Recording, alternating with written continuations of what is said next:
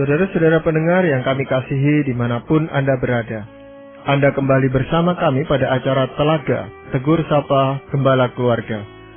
Saya Gunawan Santosa dari Lembaga Bina Keluarga Kristen akan berbincang-bincang dengan Bapak Pendeta Dr. Paul Gunadi.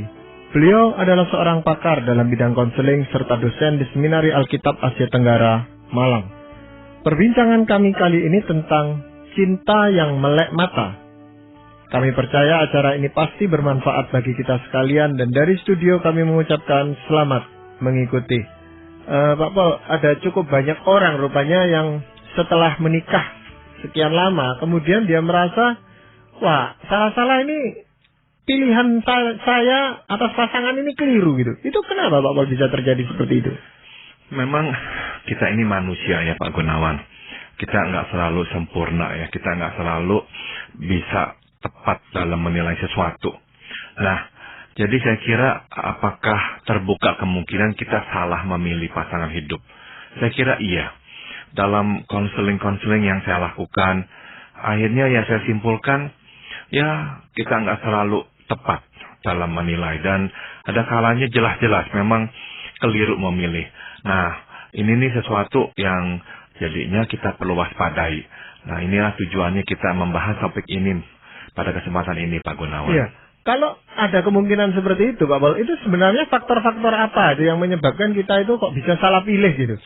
Saya kira banyak faktor penyebabnya, tapi kalau boleh saya rangkumkan ya dengan satu kata, saya kira penyebabnya adalah kita itu tuh buta.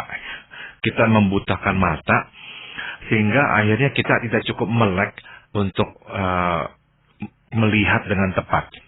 Ya, jadi ada ungkapan yang mengatakan bahwa cinta itu buta, itu betul Pak? Saya kira ada benarnya Pak Gunawan. Jadi orang-orang tertentu itu sewaktu jatuh cinta akhirnya tidak dapat melihat dengan jelas. Nah, ini yang saya maksud dengan yang namanya melek mata ya, tidak buta mata. Yaitu bisa melihat dengan jelas, bisa melihat perbedaan, bisa melihat kekurangan pada diri pasangannya. Dan bisa juga melihat bahwa saya tidak sesuai untuk dia dan dia pun tidak sesuai untuk saya. Nah, itu yang namanya melek mata. Orang yang buta matanya tidak melihat perbedaan, tidak melihat kekurangan, tidak melihat bahwa pasangannya tidak sesuai untuk dia dan sebaliknya juga. Apakah mungkin faktor emosi yang berlebihan di situ, Pak Paul? Seringkali itu yang terjadi, Pak Gunawan. Jadi kadang-kadang kita itu tuh saking dikuasai oleh emosi, akhirnya tidak bisa melihat dengan jelas. Nah, pertanyaan berikutnya adalah jadinya, kenapa kok emosi kita bisa begitu kuat ya? Memang ada beberapa penjelasan, tapi saya kira yang paling utama adalah kita akhirnya dikuasai oleh kebutuhan kita. Jadi ada sesuatu yang mendesak ya. Nah, misalnya apa tuh sesuatu yang mendesak? Banyak ya penyebabnya, salah satunya adalah usia yang lanjut. Ada orang karena usia sudah cukup ya, tapi belum mempunyai pasangan, akhirnya membabi buta, memilih pasangan tanpa melihat ya dengan jelas kecocokannya. Yang lainnya juga adalah tekanan ya, lingkungan atau tekanan keluarga, harus menikah dengan si ini, harus menikah dengan si itu. Akhirnya menikah, tapi tidak melihat dengan jelas. Atau yang ini juga sering terjadi karena sudah hamil. Karena sudah hamil, akhirnya harus menikah. Nah, padahalnya banyak sekali perbedaan di antara mereka. Atau yang satunya lagi adalah yang juga cukup sering terjadi, hidupnya tidak bahagia, tertekan dalam rumah tangga, ya dalam keluarganya, sehingga buru-buru mau keluar dari rumah. Nah, kebutuhan inilah akhirnya yang mendorong dia untuk memilih pasangan dengan sembarangan. Nah, ini nih salah satu penyebab kenapa ada sebagian orang buta ya suatu memilih pasangan. Iya, kadang-kadang ada orang yang pacaran itu hanya 1-2 bulan kemudian menikah gitu Pak Paul. Ada juga yang begitu karena misalkan begini Pak Gunawan, ada orang tuh hidupnya tuh dipenuhi oleh impian atau ilusi bahwa saya itu tuh kalau bertemu dengan dia, ini benar-benar nih yang paling cocok buat saya, paling sempurna, maka semuanya akan beres dan saya nggak perlu melewati masa berkenalan yang panjang. Jadi ada sebagian dari kita nih beranggapan bahwa kita diperkecualikan dari tuntutan yang normal ya, yang seharusnya yang wajar. Sehingga kalau kita memilih pasti akan langgeng seumur hidup. Orang lain memang harus melewati masa perkenalan 2, 3 tahun, 4 tahun dan sebagainya. Oh, kita tidak usah.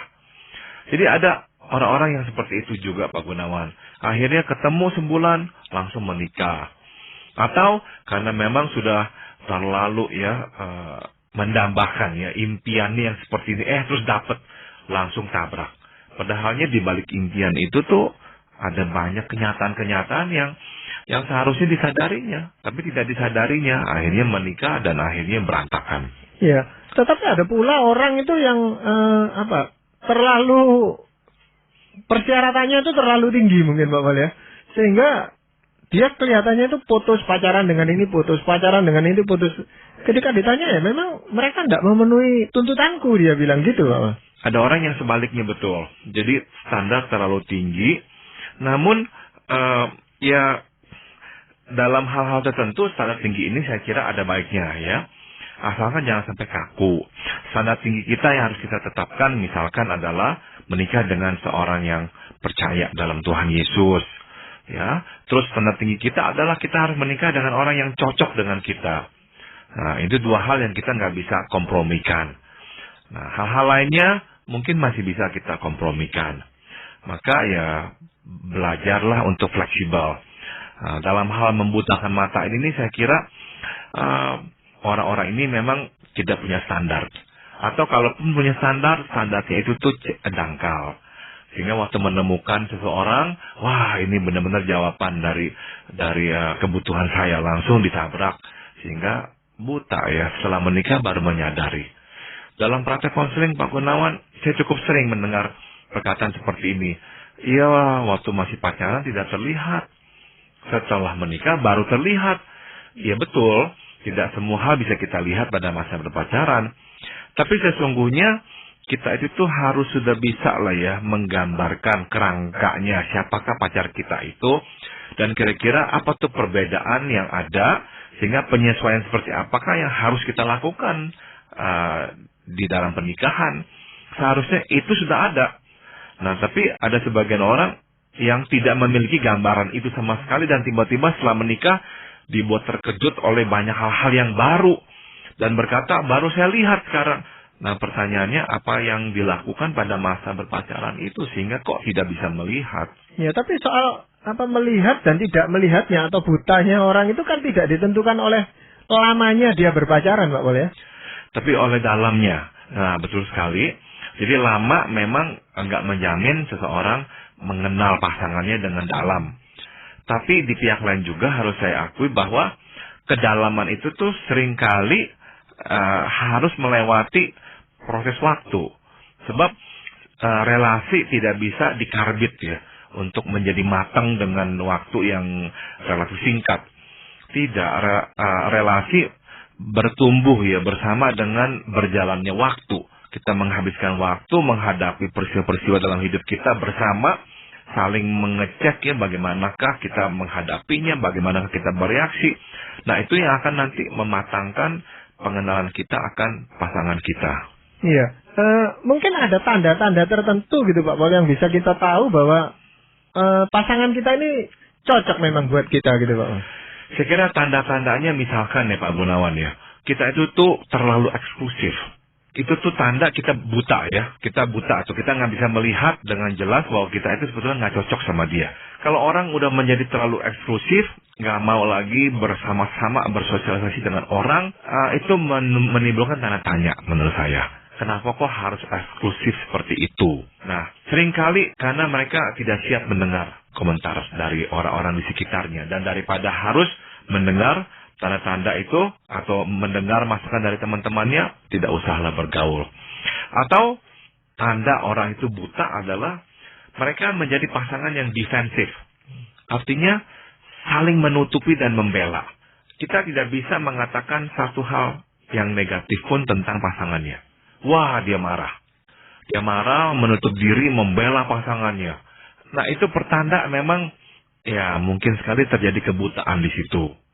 Ya, tanda lainnya lagi, tanda kebutaan, kalau ngomong tentang pasangannya terlalu muluk.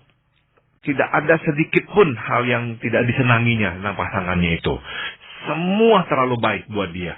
Nah, buat saya, ya hal-hal seperti itu tuh membuat saya bertanya-tanya sebetulnya apakah yang terjadi ya? Kenapa kok sampai dia melihat pasangannya itu tuh sepertinya itu solusi jawaban terhadap hidupnya atau persoalannya. Nah, itu tanda-tanda dari membutakan mata dalam masa berpacaran.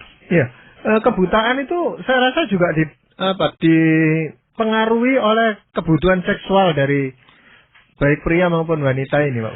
Nah, itu poin yang bagus, Pak Gunawan. Seringkali penyebab kenapa kita buta, salah satunya adalah ikatan seksual. Karena seks itu sesuatu yang memang ini ya, powerful, sangat-sangat mempunyai kekuatan. Sehingga akhirnya relasi berpacaran diisi dengan seks terus-menerus. Jadi tujuannya bertemu adalah untuk memuaskan hasrat seksual. Hal lain menjadi tidak penting. Karena yang penting adalah pemuasan hasrat seksual itu sendiri. Misalkan ada perbedaan, tapi sengaja atau tidak sengaja ya diabaikan. Kenapa? Sebab nanti kalau ribut jadinya nggak bisa hubungan seksual. Nggak enak ngomongin hal-hal yang terlalu berat-berat, nanti jadi ribut, ntar nggak bisa hubungan seksual. Jadi akhirnya ya hal-hal itu tuh diabaikan. Atau orang ini berkata, nggak apa-apa dah, ada perbedaan-perbedaan. Yang penting kami itu tuh cocok secara seksual. Nah, nanti semuanya bisa beres karena kami itu tuh saling mencintai dan hubungan seksual kami begini baik. Nah, hal-hal itu tuh yang akhirnya menggelapkan mata sehingga akhirnya kita masuk ke dalam pernikahan dengan pengenalan yang sangat minim akan pasangan kita. Ya, saya kira itulah salah satu sebab mengapa Tuhan melarang hubungan seksual di luar nikah. Sebab Tuhan mengerti jelas bahwa seks memang mempunyai potensi yang begitu kuat ya untuk membutakan penilaian kita. Sehingga relasi itu tidak bertumbuh dengan sehat sebab hanya diisi melulu oleh seks. Nah, jadi betul sekali yang tadi Pak Gunawan sudah katakan bahwa akhirnya pasangan itu buta, tidak melihat apa-apa lagi. Sebab seks menjadi kebutuhan dan yang dilakukan hanyalah memuaskan kebutuhan seks itu. Ya, tapi kenapa setelah mereka menikah resmi gitu Pak Boleh, kemudian kelihatan bahwa mereka tidak cocok gitu?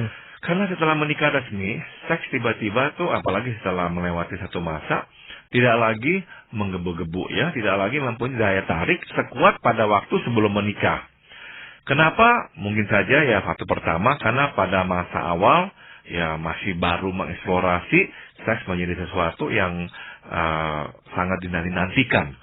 Tapi setelah biasa mengalaminya, seks menjadi biasa juga buat mereka. Akhirnya karena seks tidak lagi penting, mereka mulai melihat dengan lebih jernih. Nah, akhirnya apa yang terlihat secara lebih jernih? Itu dia, perbedaan-perbedaan. Jadi dengan kata lain, relasi yang diisi oleh seks, apalagi sebelum menikah, sampai dapat dipastikan nantinya setelah menikah akan mengalami banyak sekali badai. Iya, Bapak, memang ketahuannya atau kita baru menyadarinya itu setelah menikah gitu Pak Pol. Tapi kan ini kita tidak mungkin melakukan perceraian gitu ya, hanya karena perbedaan-perbedaan seperti itu. Nah ini bagaimana Pak Pol? Jadi jawabannya adalah memang kita harus ini ya, melek mata ya Pak Gunawan ya. Artinya apa sih melek mata? Melihat dengan jernih, melihat dengan realistik ya, dengan tepat. Jadi apa yang harus kita lakukan supaya bisa melihat dengan jernih dan realistik? Sekurang-kurangnya ada 3 yang bisa saya paparkan. Yang pertama adalah kita mesti menyadari motivasi yang terkandung dalam diri kita dan dalam diri pasangan kita. Maksudnya apa? Ini, kita harus mengajukan pertanyaan, mengapakah kita memilihnya? Apa tuh motivasi yang terkandung di dalam pemilihan? Mengapa dia memilih kita? Kita mesti menyadari juga apa tuh motivasi yang terkandung di dalam pilihannya terhadap kita. Dengan kata lain, kita mesti benar-benar mengenali diri kita dan mengenali dirinya dengan sangat mendalam. Sehingga kita bisa melihat, oh, dia memilih kita, misalkan ya, sebab dia membutuhkan arah. Dan kita tuh orang yang memang berpikir panjang, sehingga kita bisa memberikan arah. Oke, Kalau begitu, kesimpulannya adalah dia orang yang kurang terarah. Dia orang yang kurang terarah, maka dia membutuhkan kita yang bisa memberikan arah itu. Kita harus bertanya jadinya.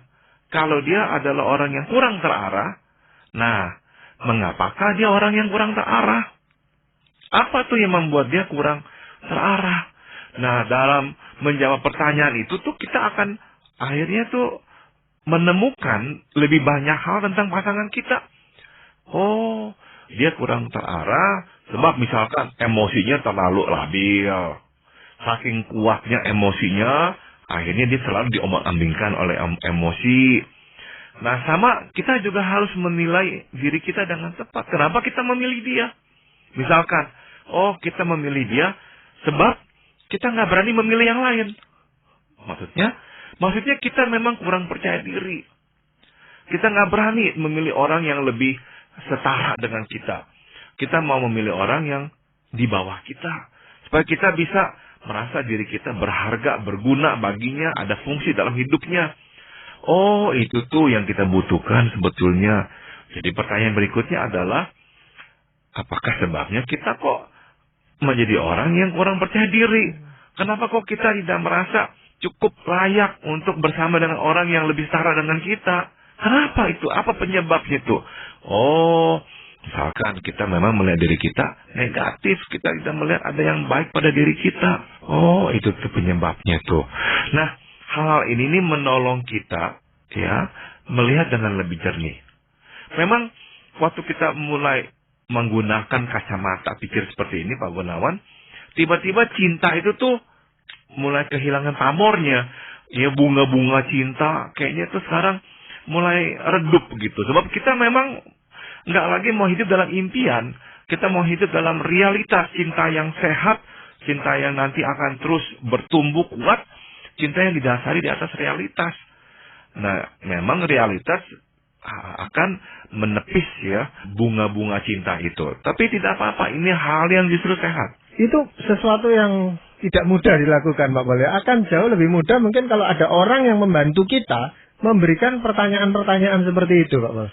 Betul, sebaiknya makanya kalau kita mau menikah, kita itu tuh datang ya ke gereja minta bimbingan pranikah. Dalam bimbingan pranikah ada orang yang lain, misalkan konselor atau hamba Tuhan yang dapat menolong kita ya, melihat tentang siapakah kita ini, kenapakah kita menikahi dia, apa tuh yang menjadi dorongan atau motivasi utamanya. Nah, dengan cara-cara itu kita akhirnya mendapatkan gambaran yang lebih lengkap. Tapi ada pula orang yang merasa khawatir kalau nanti kelihatan seperti itu lalu putus lagi gitu, Pak Pol. Dan dia sudah jemu untuk memulai lagi, itu sudah tidak berniat lagi gitu loh. Ini memang seringkali dialami oleh pasangan-pasangan, Pak Gunawan. Apalagi ya pasangan yang misalkan takut nanti putus lagi, sedangkan udah berkali-kali putus, atau oleh orang-orang yang susah mendapat pasangan. Ada yang mau. Jangan pusing-pusingin deh yang lain-lain deh, nanti jadi masalah, nanti nggak jadi menikah lagi. Jadi dengan kata lain, orang yang memang mempunyai kepentingan yang besar, takut sekali relasi ini nanti akan nanti putus kalau menyadari perbedaannya. Tapi justru untuk kita melek mata dalam masa berpacaran, kita mesti menyadari ini, Pak Gunawan. Menyadari perbedaan, bukan membutakan mata dan menganggap semuanya pasti akan beres. Yang penting menikah dulu dah. Nanti masalah kita selesaikan setelah kita menikah. Justru jangan, justru kita memang harus membuka mata terhadap perbedaan-perbedaan ini. Caranya bagaimana tuh untuk menyadari perbedaan? Beranikan diri bertanya kepada orang, teman, sahabat, orang tua, ya, pendeta, kita tanya, minta pendapat mereka tentang relasi kita. Apakah dia orang yang cocok atau tidak? Seperti apakah pasangan kita? Seperti apakah kita ini? Nah, kadang-kadang ya kita takut memang bertanya. Ntar orang berkata terus terang, tidak cocok kamu sama dia. Kamu orangnya terlalu spontan. Dia orangnya terlalu kaku. Kami bisa bayangkan nanti kamu akan terus berkelahi. Dia orangnya sangat kaku, semua harus tepat. kamu orangnya begitu bebas dan cenderung urak-urakan. Sekarang memang kayaknya nih, wah saling melengkapi. Sekarang saling melengkapi. Nanti kan jadinya kan saling tabrakan. Nah, coba pikirkan bagaimana cari yang lebih sesuai dan yang lebih mirip dengan kamu. Nah, kita kadang-kadang tuh nggak siap mendengar realitas seperti itu tuh, perbedaan-perbedaan yang ada. Jadi, jangan mengecilkan perbedaan. Sebaliknya juga, jangan membesarkan kesamaan. Ada orang yang begitu, Pak Gunawan. Ya, perbedaan dikecil-kecilkan, tapi kesamaan dibesar-besarkan. Jangan. Kalau orang udah begitu tuh berarti dia buta, ya. Tindakan-tindakan ini nih akhirnya menjauhkan kita dari realitas. Pak Pol, kalau orang sudah buta seperti itu, Pak Pol, ya, diingatkan orang lain juga enggak dianggap gitu, karena ya sudah dia pada pendiriannya katanya gitu. Lalu apakah pasti nanti akan jadi masalah gitu kalau mereka menikah terus? Sebetulnya kalau kita katakan apakah pasti akan menjadi masalah, jawabannya adalah iya. Jawabannya iya, pasti akan ada masalah. Namun, apakah masalah itu tuh udah pasti akan menghancurkan pernikahan mereka? Nah, ini belum tentu. Kenapa belum tentu? Sebab orang bisa berubah. Memang, ini fakta ya, orang bisa berubah. Jadi ada orang-orang setelah menghadapinya ya dalam pernikahan, benar-benar berusaha sekeras mungkin menyelesaikannya. Dua-dua mencoba menyelesaikannya atau mencari ya bimbingan dari orang lain untuk menolong mereka menyelesaikannya, atau mereka benar-benar berlutut lagi datang kepada Tuhan memohon pertolongan Tuhan. Nah, ada orang-orang yang harus begitu dan akhirnya selesai, bisa, betul.